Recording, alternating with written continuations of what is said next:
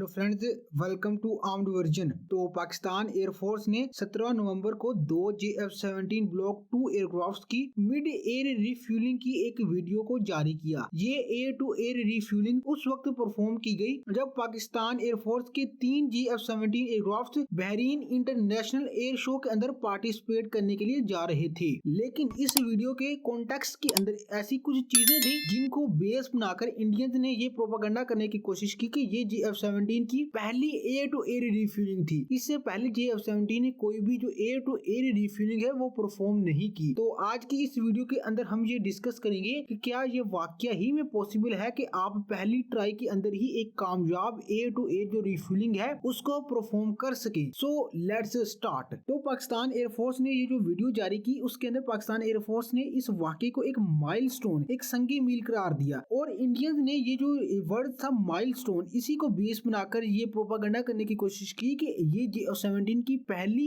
Air to air refuelling थी। इसी वजह से पाकिस्तान एयरफोर्स ने इस वाकये को एक माइलस्टोन करार दिया। लेकिन ये जो है बिल्कुल ही उल्टी चीज थी जो इंडियंस ने यहाँ पर पेश करने की कोशिश की, क्योंकि इसी वीडियो के अंदर ही पाकिस्तान एयरफोर्स ने ये भी मेंशन किया कि इससे पहले भी पाकिस्तान एयरफोर्स JF-17 की जो एयर टू एयर रिफ्यूलिंग है वो पाकिस्तान के अंदर कर चुकी है। ये एयर टू एयर रिफ्यूलिंग जो है ये माजी के अंदर जो पाकिस्तान के अंदर ऑपरेशनल एक्सरसाइज हुई, जो वार एक्सरसाइज थी, उनके अंदर परफॉर्म की गई। लेकिन इस वाकये को पाकिस्तान एयरफोर्स ने एक माइलस्टोन इस वजह से करार दिया कि ये जो एयर टू एयर रिफ्यूलिंग है ये इंटरनेशनल वाटर्स के ऊपर की गई थी और इस एयर टू एयर रिफ्यूलिंग के अंदर पाकिस्तान एयरफोर्स ने अपने जो टैंकर एयरक्राफ्ट से IL-78 एयरक्राफ्ट उसको यूज किया था। इस वजह से पाकिस्तान एयरफोर्स ने इस वाकये को एक माइलस्टोन करार दिया। याद रहे कि ये पहला इंसिडेंट है जब पाकिस्तान एयरफोर्स ने अपने एक टैंकर एयरक्राफ्ट की मदद से अपने फाइटर जेट्स को इंटरनेशनल वाटर्स के ऊपर रिफ्यूल किया। इससे पहले पाकिस्तान एयरफोर्स के जो F-16 हैं उनको पाकिस्तान एयरफोर्स इंटरनेशनल वाटर्स के ऊपर जो है वो रिफ्यूल कर चुकी है। लेकिन ये जो रिफ्यूलिंग थी ये अमेरिका की जो एक्सरसाइज होती है रेड फ्लैग, उसके दौरान की गई थी और इसके अंदर जो टैंकर एयरक्राफ्ट थे वो अमेरिकन एयरफोर्स के थे। तो JF-17 को इंटरनेशनल वाटर्स के ऊपर रिफ्यूल करना ये वो पहला इंसिडेंट था जिसके अंदर पाकिस्तान एयरफोर्स ने अपने फाइटर जेट्स को अपने टैंकर एयरक्राफ्ट की मदद से रिफ्यूल किया और इसी वाकये को ही पाकिस्तान एयरफोर्स ने एक माइलस्टोन करार दिया। तो अब हम डिस्कस कर लेते हैं कि किस वजह से ये चीज मुमकिन नहीं है कि आप पहली ही ट्राई के अंदर एक कामयाब एयर टू एयर जो रिफ्यूलिंग है उसको परफॉर्म कर सके। तो जब आपका जो फाइटर जेट है उसको आपके टैंकर एयरक्राफ्ट की मदद से हवा के अंदर रिफ्यूल किया जाता है तो इस मौके के ऊपर आपका फाइटर जेट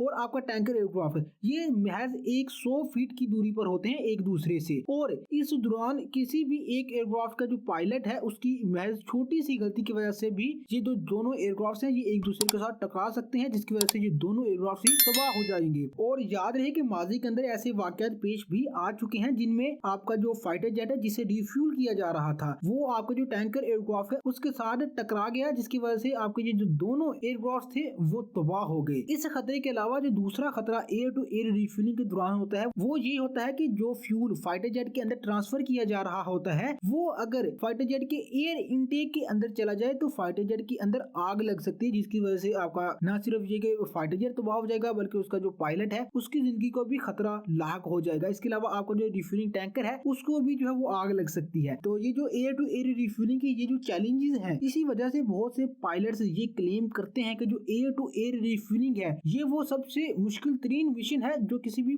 पायलट को परफॉर्म करना पड़ सकता है। तो एक जो आपकी actual air to air refuelling है उसको परफॉर्म करने से पहले आपका जो क्रू है उसको ग्राउंड के ऊपर ट्रेनिंग दी जाती है। उसके बाद कुछ मॉक जो एयर टू एयर रिफ्यूलिंग है उनको परफॉर्म किया जाता है। Mock air to air refuelling एक ऐसी रिफ्यूलिंग होती है जिसके अंदर आपका जो फाइटर जेट है और आपका जो रिफ्यूलिंग एयरक्राफ्ट है इन दोनों के दरमियान जो एक कनेक्शन है वो तो एस्टेब्लिश होता है। जो प्रोब होती है आपकी वो air to air refuelling probe, उसके साथ जो आपका रिफ्यूलिंग एयरक्राफ्ट है उससे आने वाला वो जो पाइप है वो तो अटैच होता है, लेकिन जो फ्यूल है वो ट्रांसफर नहीं किया जाता। ये एक मॉक एक्सरसाइज ही होती है ये एयर टू एयर रिफ्यूलिंग की। इस तरह की बहुत सारी एक्सरसाइजेस के बाद जाकर एक एक्चुअल एयर टू एयर जो रिफ्यूलिंग है उसको परफॉर्म किया जाता है। तो अगर आप ये क्लेम करते हैं कि कोई भी जो एयरफोर्स है वो एक पहली ट्राई के अंदर वो भी इंटरनेशनल वाटर्स के ऊपर अपना जो फाइटर जेट है उसको रिफ्यूल कर रही है तो ये चीज कोई भी सेंस नहीं बनाती। तो इंडिया का ये जो क्लेम है कि ये JF-17 की पहली एयर टू एयर रिफ्यूलिंग थी ये एक बिल्कुल बेसलेस क्लेम है जिसकी कोई बेस ही नहीं है। और पाकिस्तान एयरफोर्स